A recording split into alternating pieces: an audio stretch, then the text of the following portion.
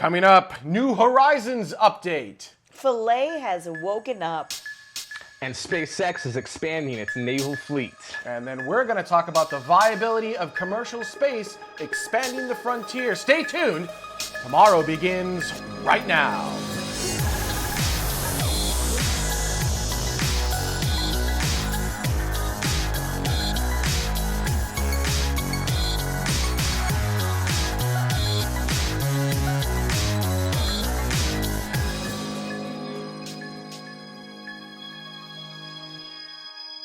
And welcome to Tomorrow, episode 8.19, season 8, episode 19, Holy Cats. This is Saturday, June 20th, 2015. My name is Benjamin Higginbotham. With me, as always, is the beautiful, lovely, wonderful, and talented, boom, Carrie Ann Higginbotham. And she'll be our co-host for this episode. We'll be joined by Space Mike in just a moment. But before we do that, I want to give a huge shout out to all of the patrons of Tomorrow who've helped to make this specific segment of this episode happen. These are the people who've contributed $10 to this episode. Now, if you'd like to find out more on how you can help crowdfund these shows and bring more and more episodes to you every single week, head on over to patreon.com/TMRO. All right, let's go ahead and get started with some... Oh, actually, I lied. Before we do space news, I do have a little bit of an announcement. We are gearing up to launch something called Launch Library. That's launchlibrary.net. We've talked about this kind of offhandedly in the past, but this is a database and an API that developers can query against to get launch information for upcoming flights. And you can build iPhone apps, you can build, well, it's not going to work on this watch, but there you go, Apple Watch apps. This is a dumb watch. Apple, you could build a watch app for Android Wear or Apple, Watch OS. You could build an Android app, a Windows Phone app, whatever you want. There is no charge to access the API. This is something that we think is important to get people excited about launches. And if you know when a launch is happening and your smart device can alert you, or whatever, maybe you want to link it into Philips Hue lamps, and every time there's a launch, it automatically triggers a light to go red. I don't know. Whatever you can think of, launchlibrary.net is going live. Now, we do need some help. That's why I'm bringing this up. We have a couple of people who are maintaining and culling the data and making sure that it's up to date. We just started doing that. Up until now, it's kind of been whenever I had time. Really, what I'd like are 7 to 14 different people who are able to go in and basically, I want one person, one time per day, to go in and spend maybe 5 minutes and just make sure that the launches are up to date. That way, if we have 7 to 14 people, if we had, let's say, 14, we'd have twice per day someone going in and always making sure all of our launch data is correct, up to date. If anything slid, that got updated. And then we'll have the most accurate, most awesome launch database on the planet that other people can query against, all for free. So if you're interested in helping us out, spending maybe 5 minutes one time per week, to help keep the launch library up to date, email me, benjamin@tmro.tv. Okay, I spent way more time on that than I had intended. All right, so let's go ahead and get on over to, epic. Check this out. This is color footage. This is a multicolor visible imaging camera. It took stills in red, blue, and near infrared, which means this is a near true color image of Pluto and its largest moon. I believe that's Charon. Maybe it's Sharon. Sharon. I like Sharon. That sounds awesome. We're going to say Sharon from now on.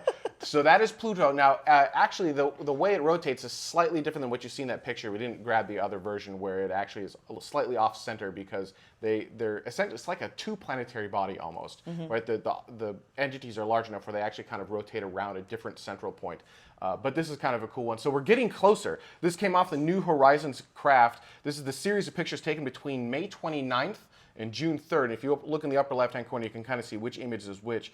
And we're going to make our closest approach to Pluto on New Horizons coming up like less than a month away, July 14th. That's what, 24 days, something like that? 24, 25 days away. We're going to make, for the first time ever, humanity's first close approach to Pluto in just over 2 weeks' time. When it gets close, it's going to be about 12,500 kilometers away from Pluto. It's going to be freaking awesome. It's been going for nearly 5 billion kilometers. It launched January 19th, 2006. That's 9 years, 5 months, and 1 day, in case you're counting. I mean, this is just an awesome mission. It's the first time we've gone to Pluto and the Kuiper Belt. I mean, this is going to be great. I'm super excited for this, and we're just like 2 weeks away from this. So that's the imagery we're getting still. I mean, what was the distance? I don't have the distance away. It was pretty far away still. 45 billion kilometers? No. No, is it 45 million kilometers? I'm getting words from. Is this what it says in the graphic?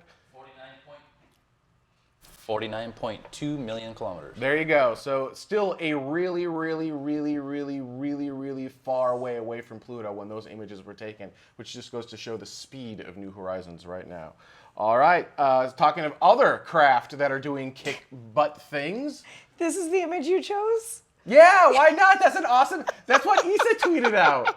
What's wrong with that image? That's epic.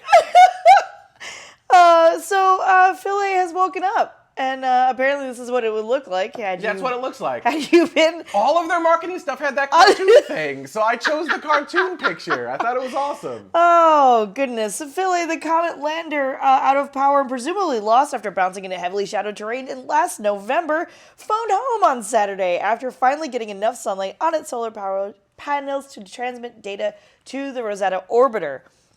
So there you go. Like I said, a live shot, image. A live shot right there. Oh goodness, this is the first sign of life from the lander since we lost communication with it November 15th this last year, 2014, after 60 hours after touchdown, because it was supposed to land and then sort of sink into the comet, and some things kind of went wrong. We sort of bounced around and landed into some darkened area, and scientists aren't exactly sure precisely where Philae is at the moment, but we're trying to figure all that out. We're getting lots of information back. About 300 data packets were received at the German Aerospace Center in about an 85-second burst. So 300 whole packets. Hey, good job, buddy. Hey, man. Good job. Better than zero. We're looking at all the data and trying to figure out, we scientists are looking at all the data and trying to figure out where Philae finally landed. And analysis of the data actually says that Philae woke up earlier but was unable to reach Rosetta. So it sort of pinged for a while. Got voicemail. Got voicemail, I guess. Yeah. Probably your voicemail, knowing things. And I have the best outgoing voicemail message. But Philae is awake and doing it the best it can with the little sunlight that it has at the moment. So way to go, Philae, on that. Other really awesome things. Let's go ahead and bring in Space Mike. Space Mike, tell us a little bit about what SpaceX is working on. So speaking of recovering spacecraft, SpaceX has retired their autonomous spaceport drone ship, just read the instructions. With this drone ship, it's unknown why SpaceX has retired it, but they have replaced it with 2 new drone ships. And with these drone ships, they're based off of barges that were built by a company called McDonough. I think that's how you pronounce it. And the class of barge is the I have to pronounce this right, Marmac. The original drone ship that SpaceX was using was the Marmac 300, and they have kind of salvaged some of the parts that they added to that barge for the 2 new ones. The 2 new ones are specifically the Marmac 304 and the 303. The Marmac 304, they haven't given it a name just yet. I don't know if they're going to give it the name, just read the instructions, or call it something else. And this is heading to Cape Canaveral. It left Jacksonville, where they purchased it, and it's heading to Cape Canaveral to replace the original drone ship. And there still has to be a lot of modifications, and they are doing upgrades to the drone ship. They're adding some more steel blast walls to protect some of the tanks that are on both the front and back of this barge, and that will be able to help protect, for when the actual Falcon 9 stage comes down, so that nothing, explodes accidentally. So they're still making some upgrades and modifications to that, and hopefully it will be ready to be used in time for the 7th SpaceX commercial resupply mission, which is supposed to happen in July. However, the other drone ship, the Marmac 303, they have given that one a name, and they're calling it it, of course I still love you. And where they're getting these names from, this is from a science fiction book. I need to read this guy's name. His name is Ian M. Banks, and the book is called Player of Games. I've never read it, but that's where they're getting these names from. And this particular drone ship was last seen heading for the Panama Canal and is going to be heading to California. The reason for that is because they're going to be using that drone ship for launches taking place from Vandenberg Air Force Base. So that's really cool, but this all begs the question, why are they investing more money in these drone ships? And it's known that they have to do a lot of landings, successful landings on these barges before they will be able to actually land the first stages at some of the pads that they have both at Vandenberg and Cape Canaveral to land the first stages there and recover them, refuel them, and reuse them. However, there are some other possibilities that they would continue to use these drone ships in the future.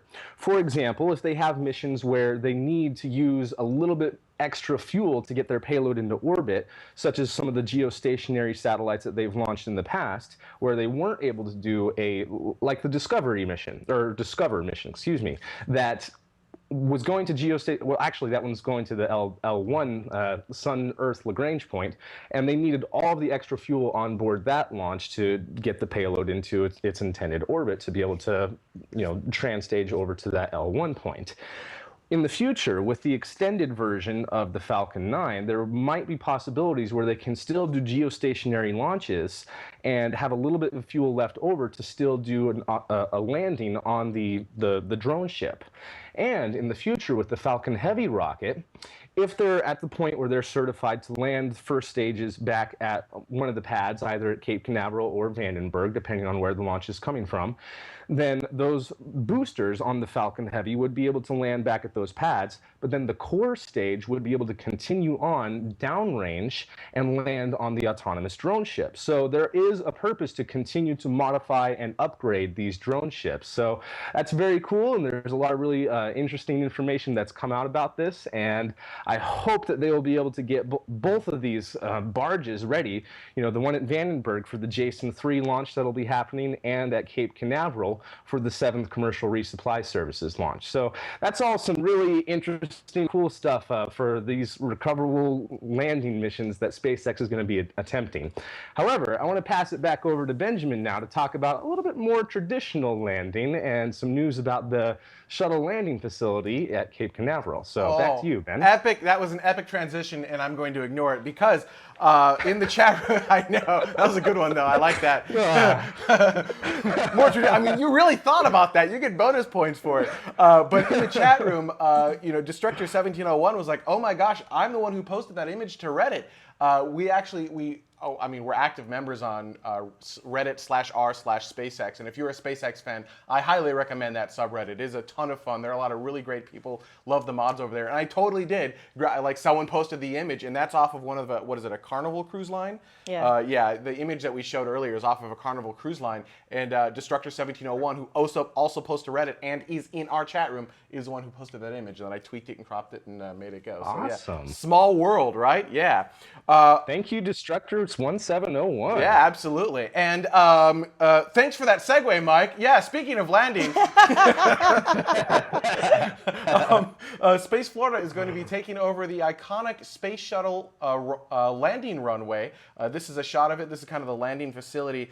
This is going to happen on June 22nd. This has been going on. Space Florida, which is part of the Florida government, they're basically trying to keep space in Florida, right? They're known as the Space Coast. Mm-hmm. They don't want companies moving to Texas or to New Mexico, or they want people launching from Florida. I don't know if they're known as the Space Coast, but they have said that they are known as the Space Coast. There you go. So they have been negotiating for this runway for over 2 years now, and they're going to actually sign it and do the big hoop-de-doo on June 22nd. This is going to be a 30-year management agreement, although the financial terms were not disclosed. They are going to add an additional $5 million of renovations over the next 2 years. Apparently, the facility needs a propellant farm for prop, I assume, maybe RP1, I have no idea what. Communication and power links back to the range, or the Air Force range. And then, of course, improvements to the towers and hangars that are kind of off. I believe those are off and over to the right. This is going to, according to the Space Florida, create over 200 new jobs over 6 years in Brevard County, which is where Kennedy Space Center is located. And fun little stats on the runway. I'm just going to read these. The runway stretches 450 meters long and 91 meters wide, plus 300 meters of paved overruns on each end, making it one of the longest runways in the world. The Space Shuttle landing facility hosted 78 shuttle landings. And some of the possible uses for this, you're like, why in the world do they want a runway, right? This is a space, why do you want a runway? Well, not all vehicles are vertical takeoff, vertical landing. Some of them are vertical takeoff, horizontal landing, and something like Skyline could even be horizontal takeoff, horizontal landing. But for now, most of them vertical takeoff, horizontal landing, which would be something like the X-37B. We've got X-Corps Dream Chaser. That could be something that could land there. And then, of course, we've got, did I say X-Corps Dream Chaser? You did. That was kind of it's adorable. the X-Corps, one of their the Lynx. Lynx. I'm just, you know what? Or the Sierra Nevada Lynx. It's the Sierra Nevada Lynx or the X-Corps Dream Chaser. We're just going to invert those two. No, so I'm sorry. So Sierra Nevada Dream Chaser, which is like a miniature space shuttle, or the X-Corps Lynx. And as the internet catches up to the delay, I'm going to get a bunch of corrections. It's going to be awesome. So there you go. That's happening in just a few days, handing over hands. It's kind of interesting that Kennedy Space Center is moving from this private government thing into this commercial space entity. So it's reusing the infrastructure as this commercial entity, and it seems to be doing fairly well. Right, so moving along, I don't have a great segue other than, no, I don't have a good segue. Mike, can you segue us, Mike? Do you have a good segue? How do you go from shuttle landing facility to Urthecast? Yeah, right. All right. Nothing. All right. So the beautiful locales. Here's one that's more beautiful than all of them. Oh, all right. That works. That works. All right.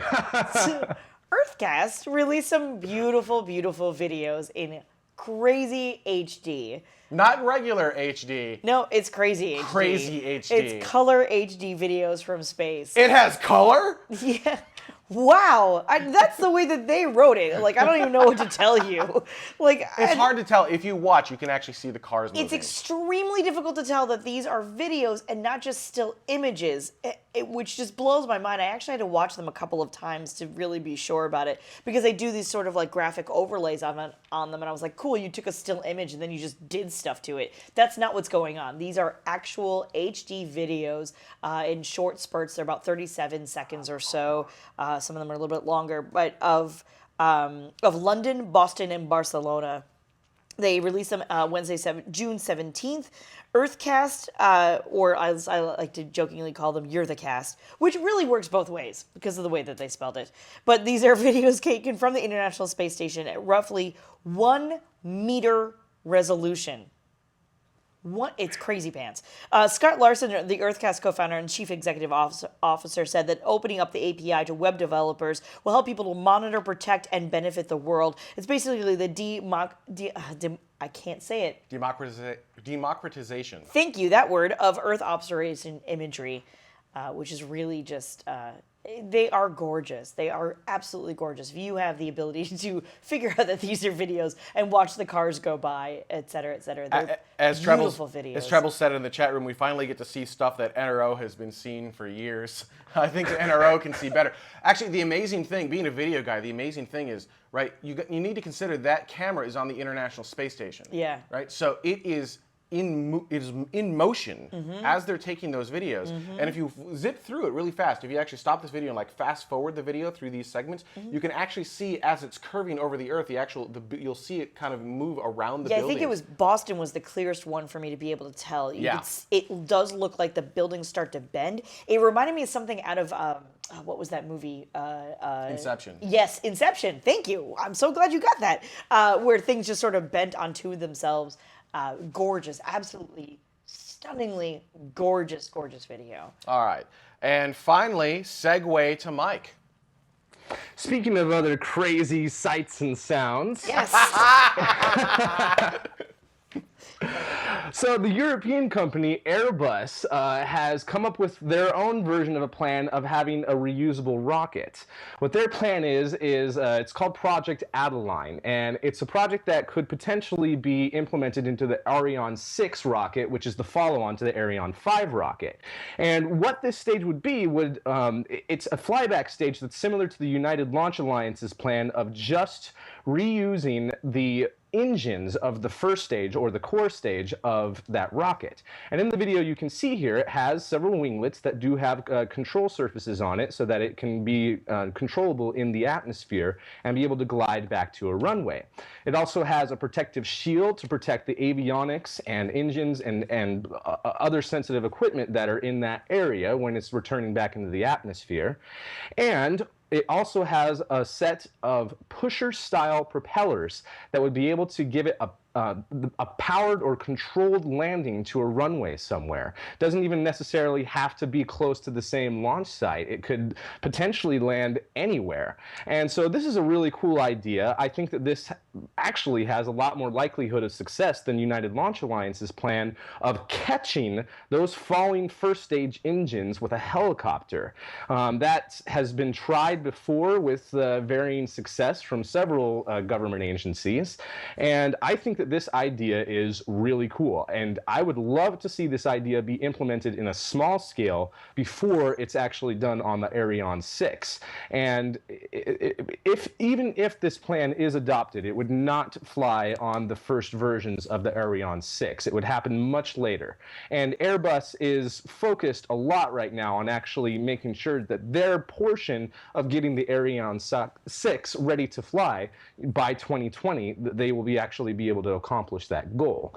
And they've been working on this project ever since 2010 and invested about 15 million euros into the project so far. So they actually have made a lot of progress, and they've even test flown some subscale demonstrators that are, it's essentially a drone to be able to make sure that their idea for the aerodynamics and with these propellers and the landing gear and everything would work. They had 2 versions that they have flown. There's a third mock-up that actually has a rocket stage attached to it, and I'm not sure if that is just a mock-up or if that actually is another test article that they're going to be, trying to do like almost like a sounding rocket test, and then have the engines detach and fly back and make sure that this whole concept works. So I think that this is a really good idea. I wish Airbus a lot of success in this program, and I hope that it is eventually adopted. And if they don't eventually adopt it, I hope they don't have a patent on it, because I want to steal that idea. So with that is your space news for the week.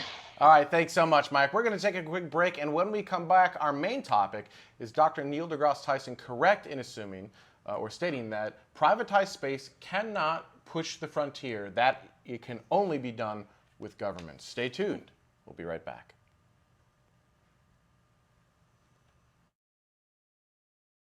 Look into her face, determination in her eyes. She won't give up or quit or fall for little fashion lies. Filled with awesome expectation, this girl's a fascination. And nothing in her way will keep her from her destination. 'Cause she's fire walking, she's fire walking. When it's hot, she keeps on moving, the heat keeps on improving. Yeah, she's fire walking, she's fire walking to be free. And welcome back to Tomorrow. Now, before we get into our fun little debate in which I will win, I would like to thank all of the patrons of Tomorrow who have helped to make this specific segment of this episode happen. These are our producers. These are people who have contributed $5 or more to this episode. Once again, we are a crowd-funded show, and every single dollar helps. As a reward for different levels, get different rewards, but one of the rewards is you get your name in the show once or twice or thrice, depending upon which area you're in. And you can find out more information on the rewards and all the different things we're trying to accomplish over at patreon.com/TMRO. All right, Space Mike. Boom, Space Mike. Yeah, that's a superpower I have. All right, let's talk about Dr. Neil deGrasse Tyson. So for those who don't know, he has been pretty vocal about commercial or privatized space, being able to push the frontier, basically stating that, in the history of time, this has not happened. It is governments that push the frontier and not privatized space. Mm-hmm. So, Space Mike, let's start with you. Why do you think that would be a correct statement? Because I require you to think that that is a correct statement. Well, I think that the simple answer would be money. A lot of private companies didn't want to necessarily take the risk. One of the examples that Neil deGrasse Tyson brought up was, the Columbus and Magellan coming to America. That was a government-sponsored thing. A lot of people think that the East India Trading Company had a lot to do with discovering and setting up all this stuff. That's not necessarily true. Yes, they did eventually make this huge trade and this huge business out of everything, but it was originally a government-sponsored program to be able to push the frontier to discover the new world. And I really think that statement is true. And as much as I, am a fan of a lot of these commercial space companies, and I would love to see them pushing the frontier, at this state in the game, I don't think that it would happen without some sort of government funding and government support. I mean, as much as I love SpaceX, they have needed NASA's help, and maybe not necessarily needed NASA's money. They did at one time, maybe not now, but they have needed NASA's help and government funds just to be able to fulfill this role of delivering cargo to the International Space Station and hopefully soon crews to the International Space Station. So I think that Neil deGrasse Tyson is right in the sense that none of these commercial companies are necessarily going to take the risk of pushing the frontier. I'm not going to see, Boeing or Lockheed Martin setting up colonies on Mars. Maybe SpaceX is not necessarily out of the cards, but I still think that there would be a lot of outside help and at least funds that SpaceX would get in order to do something like that. And they would be highly reliant on a lot of the data that NASA and several of the other government space agencies around the world have collected about Mars. They would need a lot of that data just to be able to know how to implement their plan for colonization. So like I said, as much as I want to believe that these private space companies could push the frontier, I don't think they will unless their risk assessment is really low and they stand a chance of making a profit. So that's my thoughts. Profit's correct, right? I mean, as a company, you do need to actually make money, but at the same time, you can make money with the IP developed in going out and doing things that other people aren't doing. In fact, that kind of is how you make money. You figure out how to do that, and then other people need your expertise, and it creates a whole new industry, which you are now the leader of. And so there can be a great deal of money in doing that stuff. There's, of course, a great deal of risk, but there are those willing to take that risk. You cite SpaceX as an example. I will also cite Maston Space Systems, who has made no illusions of his intent to go to the moon and go onto Mars, and he does not have government. Well, he did not have previously government. Yeah, I know. The whole chat room is about to be like, he got that DARPA thing. But I guess you need to define the government money part of it, right? Is the government paying him directly to go to the moon or Mars? Is NASA paying SpaceX directly to go to the moon or Mars? No, they're not. They're paying them for a specific service. So to these companies, the government is just another customer, and they're just doing another thing for that customer. However, these companies on the side are then developing this other thing. I will say that money, you're absolutely right, money is a big deal, and governments have a lot more of it than private corporations. So if the government decided that they wanted to do this and make it a priority, I'm not saying they shouldn't or that they can't. The government obviously can do it, but they're choosing, at this point, they're choosing not to. And I think our best chance of success is these private companies who are hell-bent on getting to Mars or the moon or wherever, because it's in their DNA, it's in their blood. That's why these companies are here. And so you can say, well, that's never happened before in the history of humanity. I would kind of argue that's what Neil deGrasse Tyson says, by the way, not necessarily Space Mike. I would argue against that a little bit, saying, well, you've got Howard Hughes, who kind of, yeah, he had some government contracts, but he was kind of doing it all on his own, right? You also have things like the Spruce Goose. You always have these standout individuals who are like, no, I'm going to push forward, with or without your help. I'm going to push forward. And I think that's the key. It's not government versus private. These individuals traditionally went to the government because they had the money, but it's these individuals, these Dave Mastons of the world, these Elon Musks of the world, these actually even Bigelows of the world, right? Trying to do space, who have these visions that need the money. Now, some of them may actually have the means to finance it on their own, at which point you no longer need a government, which means that whole old analogy is gone. Some of them may not. Some of them may need government funds. So I don't think it's actually a requirement that governments go out and explore. I think it's a requirement that you have the vision and the means. Right? I can talk about going to Mars all day long. I do. I legitimately do talk about going to Mars all day long. That is the thing I do. I do not have the means to go to Mars. Dave Maston, he may. Actually, I think he's kind of this silent little card just kind of sitting over here like, everyone pay attention to SpaceX. I'm going to secretly work in my volcano layer and build spaceships that go to Mars. I think he's the one where out of nowhere he's going to be like, ta-da! So you got Dave Maston, you've got SpaceX, and then I don't even know what Blue Origin's up to. I know they got suborbital stuff, but you've got these companies working on it. And so I think we can actually see some of that start to come to fruition without needing the government. Anything from the chat room? Well, there are a couple of comments talking about not traditional space companies, such as both Apple and Google probably have enough money in the bank to fund a moon base, and that's never happened before in the history of the world. So that we're coming up to a particular renaissance where maybe it's never happened before because the private companies have never had the money before, but now power. that they do, right, exactly, which is an interesting way to look at it. Data and dynamic shift, right? So, right. And power shifts as well, right? Great empires fall. And it could be that the time of governments being the great empires is over, and now corporations are the great empires, which could be a little scary when you think about it. Yeah, everyone's like, that sounds like an Orwellian book of sorts. Yeah. Something that you both sort of touched on in slightly different ways, but never actually expressed in the way that I would express it, was talking about how the money thing, right? And how SpaceX maybe for a while specifically and other companies maybe needed money from NASA initially, but maybe some of them have moved past that.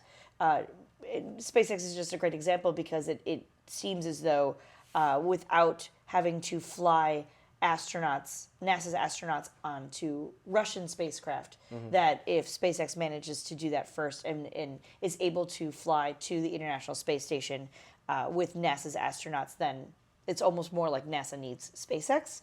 Although you could also sort of argue that if it wasn't for NASA, we wouldn't have an International Space Station to fly to anyway. Although Bigelow's working on that, so that's kind of an interesting point there. Rebuttals, Mike? I think, though, that something that could possibly throw this whole argument out the window is there have been a lot of things with corporations and private entities just in the past 120 years that have never happened in human history before that. So our whole idea of this could be completely skewed looking at past history. And something else about this is, like you brought up with the whole visions thing, my example of Columbus and Magellan, well, really that's Neil deGrasse Tyson's argument, but that example of that, they had the vision first and then approached the governments that and finally funded them to be able to accomplish those goals. And that can be said for a lot of different ventures, but especially just in the past 100 years, there have been so many things that private individuals and organizations have done that have pushed things forward, into a new frontier. You brought up the whole thing with Howard Hughes and the Spruce Goose, and oh my gosh, I just forgot the other famous aviator who started all of those different challenges. And that kind of led to the situation where we're in now with having the X Prize Foundation and Google doing the whole Lunar X Prize mission. I wish that they would have more of a prize money for that and give it a little bit more attention, but at least they are doing it. And, a lot of these teams are really far along in their progress. However, still at this stage, in reality, with where a lot of these commercial space companies are at least for the next couple of years, a lot of them are going to still need some government money to be able to continue and keep going forward. And hopefully that price tag will become less and less and less, and these private companies will be able to move out on their own. But at least in the short term, government money and maybe not necessarily government leadership, but at least government support is still needed at this point. That's what I think anyway. So valid. I'll say that I work, day job work for a private space company. We'll just call them Company X. And I know. You work for the CIA? The NRO. And by the way, the views and opinions expressed on this show do not reflect the views and opinions of Company X. This is an independent entity, blah, blah, blah, blah, blah, legal. You all know that. You get it. You're smart. But it drives me crazy when Dr. Neil deGrasse Tyson says private companies can't do this, because I go into work every day. It's in my blood to do everything I can to help private company X to get to Mars. It's why we're here. It's what we're doing. It's what we work towards every day. Hardware's being built. Things are being done. We're grinding ourselves down to the bone to meet this task. And then you have someone fairly famous saying, yeah, but you can't do it. It's impossible. And I mean, I don't really care, because people will say it's impossible until you prove them wrong. Okay, that's fine. But he's such a high profile person that it kind of stings a little bit more than if someone else said it. And it feels like it diminishes the work a little bit more. Like, oh, well, it's cute what you guys are doing, but the real important guys are over here. And sure, but the real important guys haven't been... I will try to restrain myself a little bit. I sort of feel... I'm going to switch directions slightly. I sort of feel like with with NASA being able to go to commercial companies, they have the permission or the will or the want to become customers of commercial companies. That I sort of feel like that's a good pat on the head from NASA. Does that make sense? I sort of feel like NASA has a lot of Congress telling them, you have to do this, you have to do this, you have to do this. Mm-hmm. And they're like, okay, that's cool, we will. And then over here, we're going to do this, okay? And we're totally going to help these other companies too. Does that make sense? It's sort of somewhere between, I asked Mom for permission to go to the dance, and Dad said no, but Mom said yes. And Mom said yes, so I can still go. You know what I'm saying? Like, I kind of feel like they are, as an entity, kind of trying to do their part to facilitate private companies to do the things that maybe NASA can't do or won't do or unable to do because they're restrained by Congress. Does that... Yeah, and I think, I'll say the fastest way to Mars is for all of us to pool together and do it harmoniously as one giant entity, right? The whole world to go, you know what? Humanity's going to Mars. Let's all make this a worldwide priority. We're going now, and we can do it really fast. We're better together. We're better together. We have the finances of the world. We have the minds of the world. That would be the fastest way to Mars. That is also never going to happen. So, right? I mean, that's an idealistic dream that is not going to happen, but it is the fastest way to Mars. So, what is, outside of that, what is the realistic fastest way to Mars? All right, any final comments, Space Mike? I had a thought, and it escaped me. I think I did want to say, though, that with all of these different things going on, Charlie Bolden especially has expressed a lot of frustration over the limitations that Congress has put on them. So I think that you guys are absolutely right that they're, doing the whole, misdirection thing of saying, okay, yes, we're going to do this, and still trying to do as much as they can to get, these private space companies to do the things that NASA would rather be doing. So I think that that is a good step in the right direction. And even though NASA is compelled by law to do the things that Congress has told them to do, they're still being able to do so many amazing things on the side that are, in my opinion, way more high profile than the official stuff that Congress is having them do. So, right, good job, NASA. Any final comments from the chat room? Or from Carrie Ann? I'm going to just keep my mouth shut, I think. We Are the World apparently is playing in the chat room right now. So, you're welcome, chat room. You're welcome. So there's that, but let's all join hands. Mike, join hands. Here we go. Right there. All right, we're gonna go to break. That doesn't work. No. We're gonna go to break, but before we do, I'd love to know what you guys think. Can private space make it to Mars? Can it do it without government funding at all? Does it need a little bit of government funding, or do we need to do it in a harmonious way across the planet? What do you think it's going to take to get to Mars? Leave your comments on all of our social media channels, Reddit, YouTube, Twitter, whatever you want, and we'll bring them up. Speaking of your comments, I'm going to take a quick break, and when we come back, comments from our last week's show, and oh boy, did you guys have comments. Stay tuned, we'll be right back.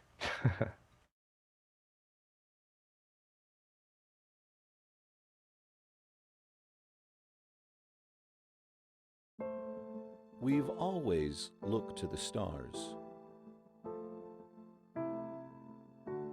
They guide us, give us comfort, help us find our way. We see ourselves out there. When we look up, it inspires us. And we long for something we don't yet know. We yearn to go there. So, we venture forth. We choose to go to the moon in this decade and do the other thing, not because they are easy, but because they are hard. Because that goal will serve to organize and measure the best of our energies and skills. Tranquility Base here. The Eagle has landed. It's one small step for man, one giant leap for mankind.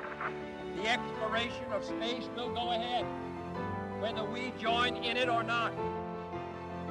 Many think we stopped exploring.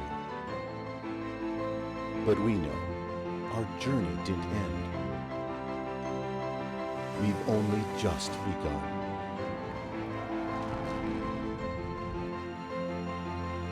Orion is functioning perfectly at this point.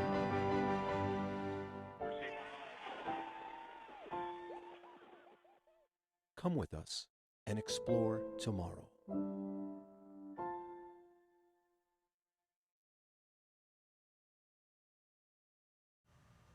And welcome back to Tomorrow. Now, before we get into viewer comments from last week's show, I wanted to give a huge shout out to all of the patrons of Tomorrow who have helped to make this specific segment of this episode happen. These are Patreon Plus subscribers. These are people who've contributed $2.50 or more to this episode. Now, at this level, you will actually also get a copy of After Dark, the show after the show, completely unscripted, maybe about space, maybe not about space. We have no idea. Generally, Disney slides in there somehow. But you'll get it immediately as soon as it is posted, available online. For everyone else, After Dark will make it available after we post it. Well, you know, it's 4 weeks or so. Sometimes it's like 6, sometimes it's 8, sometimes it's 2. I don't know. It's later. You get it later for everyone else. And then you also get your name in the show, and you also get access to us when we do our quarterly-ish Google Hangouts with the group. It's kind of a fun, interactive, like what's going on with the show. But there are more. We've also got our patron subscribers. These are people who've contributed 1 penny up to $2.49. So that's right. As little as 1 penny gets your name in the show. It helps us a great deal. Every single penny it goes towards the show, to making it a better entity each and every week. And that was a horrible sentence. So if you'd like to find out more on how you can help crowdfund the show, head on over to patreon.com/TMRO. All right, let's go ahead and get started with some comments from our last week's show. First up. This one comes from Twicked, saying, I totally agree with you. More people should use Twitter because there's no way of going over 140. Yeah, no, I agree. And I got a flood. You'll notice that says 1 out of 20. Go ahead and advance to the next one, Dada. Characters and people will, unlike on Reddit and on YouTube, keep their questions, comments short and to the point. No need to... Yeah, we're not going to go through all 20 of those. That was cute to Wicked. Very cute. But that's not the point. Oh, man. Well, not to mention that he already knows that it's 20, yeah, right? Oh, so yeah. Which means that it was already scripted out, and then you took he spent time on that. Yeah. He spent time on that. And Twitter in general is to get that quick, off-the-cuff response. Yes, and the whole point is, yes, you can do something like that on Twitter, but it forces you into those 140 character, thoughts, which makes it way easier to bring up on the screen. So, yes, you got the letter of the law, you got it, but you missed the spirit of the law. Although it was freaking hilarious, so we brought it into the show. All right, next up. This one comes from Michael. Well done to Wicked. Michael P. off of YouTube.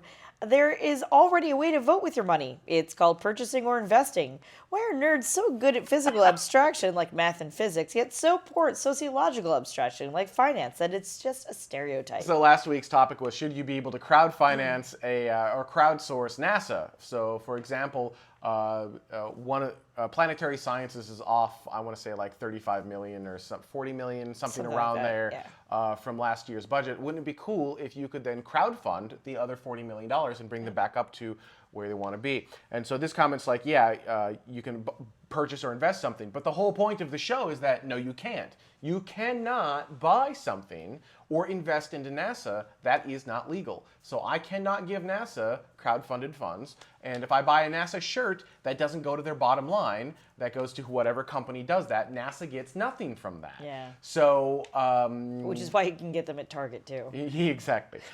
So that doesn't actually help us here. So NASA isn't producing a product that we can buy, and then buying more of that will help them fund something. They require tax funds, and that's how you have to get the money. And we need to either elect different officials that helps with NASA stuff, but even that gets messy because the people working on NASA's budget are not elected in my state. Right. So I can't elect the people, right? Like I can't vote out of office the key person that's getting. Oh, go ahead, Mike. Mike has a comment. Nobody can elect the NASA subcommittee. They are appointed. Nobody elects the people that are on those committees. They are appointed. The people of the United States of America have no say. Well, they are appointed to the committee, but they are elected by the U.S. citizens. So we elect them into office, at which point they are appointed to the committee. So you could say, don't elect them back into office, but I can't, right? So the person we need to get rid of is not in the state of California. I cannot elect them out of office, which means they remain on the committee. So we have no control here. That's kind of the fundamental point. All right, moving on. Hopefully that made sense and it wasn't too random. This one comes from. Also, I like how Mike. By the way, before we go, Mike is sitting there in like I see this little window that he's like. Me. It's kind of fun, and so eventually I'm like, all right, we'll let him talk now. Poor little Mike, stuck in a tiny little No, box. he's right though. He's right though. They're Yeah. all right. So next up. This one comes from Jonas, also off of YouTube. I am German and I would love to fund NASA. You said that wrong. No, I didn't. You said that in the wrong accent. No, I didn't. All right. Actually, so that's a very interesting point, which is when you open up an entity like NASA to crowdfunding, you are no longer limited to the funds just in the United States. Right. The question is, would they?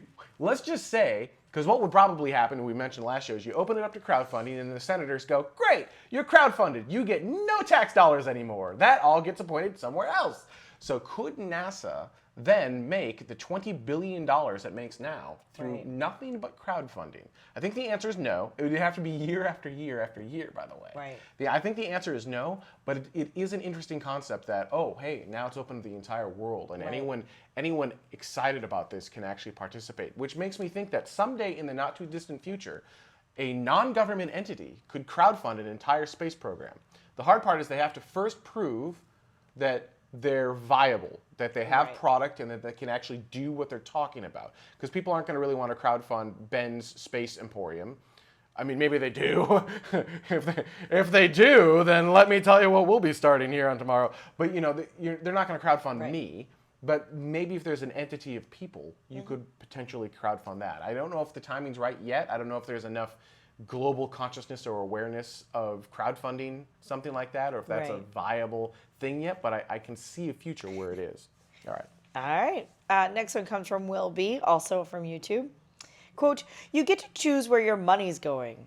End quote. Am I the only one that thinks that this is a terrible idea? Because modern media and the volatile and reactionary nature of public opinion, this seems like it could collapse rather quickly.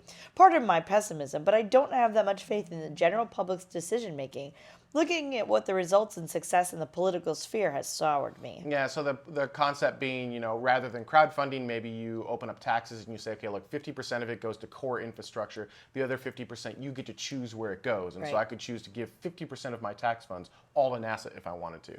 And then Will be saying, I think that sounds like a terrible idea. Yeah, it actually is kind of a terrible idea, by the way. So it was just a concept, but you're not wrong. People would just kind of, I don't think most people are well educated enough on all of the topics, and that's why we have elected officials to look at all of that stuff.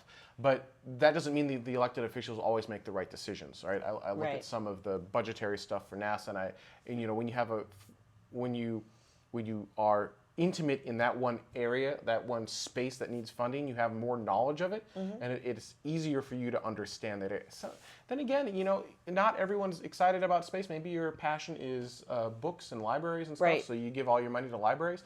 Maybe that's not a bad idea. I don't know. I would actually love more debate on that topic. I think it's an interesting idea, but it's kind of moot because we're not going to move to it. All right, finally. Mega Strange off of Reddit says, government cost structures are just way too high for any crowdfunding strategy. I think the best idea for NASA is to create a better funded X Prize where the government set a goal/reward and funds its first and second place. If X Prize can make around a $20 million prize to land on the moon, what could you do with $1 billion a year in prizes for moon activities? So NASA does, in fact, have a prize arm. I don't remember. Mike, do you remember the name of the NASA prize arm? The Continental or Centennial Challenges. The NASA Challenges. Centennial Challenges. Challenges. Yep, there you Perfect. go. So they actually do have a prize arm. Now, they don't have... Wouldn't it be awesome if they had $1 billion in prizes? That would be pretty epic. They don't, though. They don't have that level of funding. But they do actually do contests and prizes in first and second place and stuff like that. And I believe Centennial and X Prize even work together on some stuff, if I remember right. Well, those things, that covers like the moon buggy challenges, right? And some of the which we covered here on the show, by the way. yeah, Those were kind of awesome. The lunar... That new space glove that they made a couple of years ago that won the Sentinel challenges. It's like the best space glove ever and like super mobile and you can move around a lot better. Yeah, so they are doing some really interesting things with the Centennial Challenges, which is really cool. Yeah, they just don't have that sort of funding. It would be kind of cool if they had that sort of funding, but all that funding is divvied up by senators, and they have not divvied it up in that way. All right, that's our comments from last week's show. That's our show for this week. I'd like to thank everyone so much for watching live. It's been a great deal of fun. I hope you enjoyed the show. We may not be here next week. That is our anniversary / additional potential scheduling conflict. So most likely not going to be here next week, but we'll return the week after that with an interesting new concept for VR in space. So thank you guys so much for watching, and we'll see you in 2 weeks.